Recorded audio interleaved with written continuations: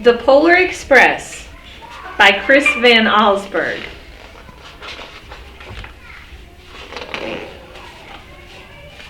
On Christmas Eve, many years ago, I lay quietly in my bed. I did not rustle the sheets. I breathed slowly and silently. I was listening for a sound a friend had told me I'd never hear.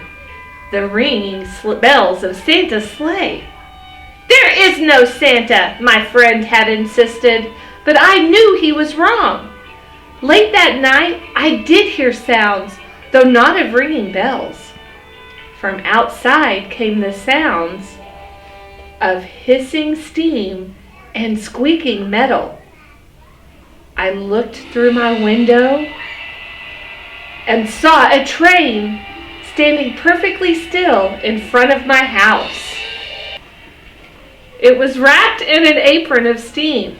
Snowflakes fell lightly around it. A conductor stood at the open door of one of the cars. He took a large pocket watch from his vest, then looked up at my window. I put on my slippers and robe. I tiptoed downstairs and out the door. "All aboard!" the conductor cried out. I ran up to him. "Well," he said, "are you coming?" "Where?" I asked. "Why, to the North Pole, of course," was his answer. "This is the Polar Express." I took his outstretched hand and he pulled me aboard. The train was filled with other children, all in their pajamas and nightgowns. We sang Christmas carols and ate candies with nougat centers as white as snow. We drank hot cocoa as thick and rich as melted chocolate bars. Outside, the lights of towns and villages flickered in the distance as the Polar Express raced northward.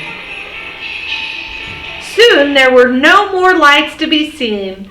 We traveled through cold, dark forest, where lean wolves roamed and white-tailed rabbits hid from our train as it thundered through the quiet wilderness.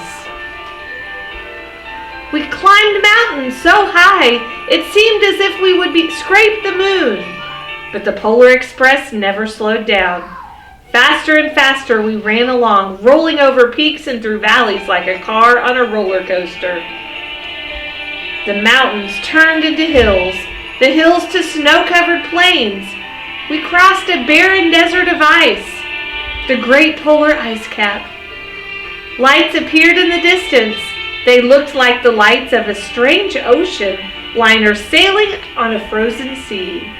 "There," said the conductor, "is the North Pole." The North Pole.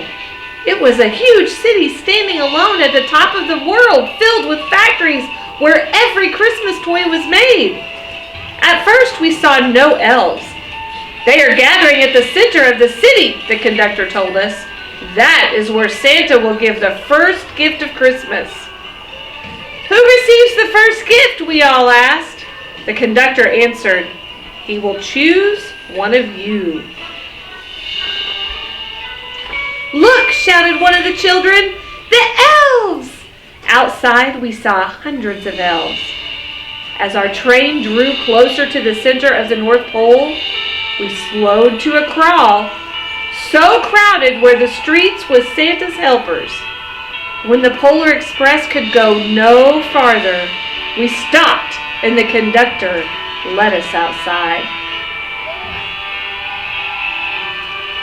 We pressed through the crowd to the edge of a large open circle. In front of us stood Santa's sleigh. The reindeer were excited. They pranced and paced, ringing the silver bells that hung from their harnesses. It was a magical sound, like nothing I'd ever heard. Across the circle, the elves moved apart and Santa Claus appeared. The elves cheered wildly. He marched over to us and pointed to me and he said, "Let's have this fellow here." He jumped into his sleigh. The conductor handed me up and I sat on Santa's knee and he asked, "Now, what would you like for Christmas?" knew that I could have any gift I could imagine. But the thing I wanted most for Christmas was not inside Santa's gift giant bag. What I wanted more than anything was one silver bell from Santa's sleigh. When I asked, Santa smiled. Then he gave me a hug and told an elf to cut a bell from the reindeer's harness. The elf tossed it up to Santa. He stood holding the bell high above him and called out, "The first gift of Christmas!" A clock struck midnight as the elves roared their approval. Santa handed the bell to me, and I put it in my bathrobe pocket. The conductor helped me down from the sleigh. Santa shouted out the reindeers' names, and he cracked his whip. His team charged forward and climbed into the air. Santa circled once above us, then disappeared in the cold, dark polar sky.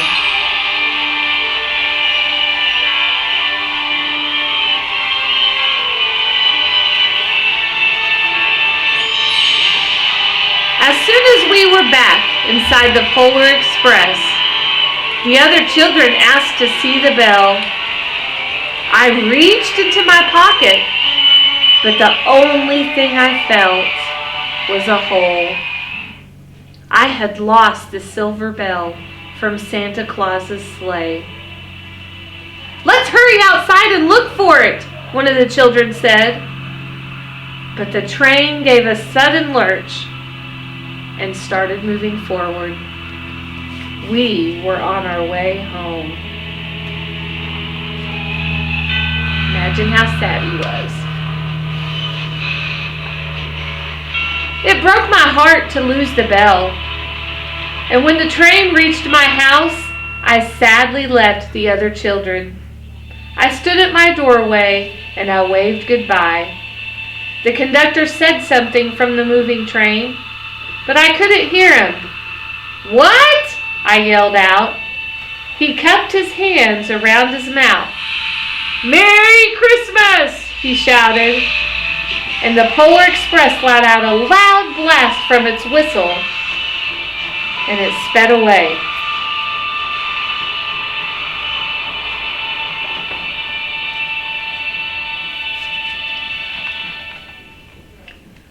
On Christmas morning, my little sister Sarah and I opened our presents. When it looked as if everything had been unwrapped, Sarah found one last small box behind the tree. It had my name on it.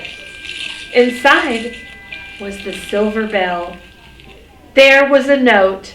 "Found this on the seat of my sleigh. Fix that hole in your pocket." Signed, Mr. C. I shook the bell. It made the most beautiful sound my sister and I had ever heard. But my mother said, "Oh, that's too bad." "Yes," said my father, "it's broken." When I'd shaken the bell, my parents hadn't heard a sound.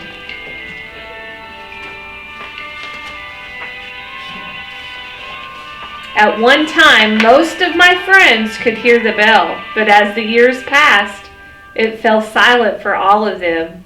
Even Sarah found one Christmas she could no longer hear its sweet sound. Though I've grown old, the bell still rings for me, as it does for all who truly believe. The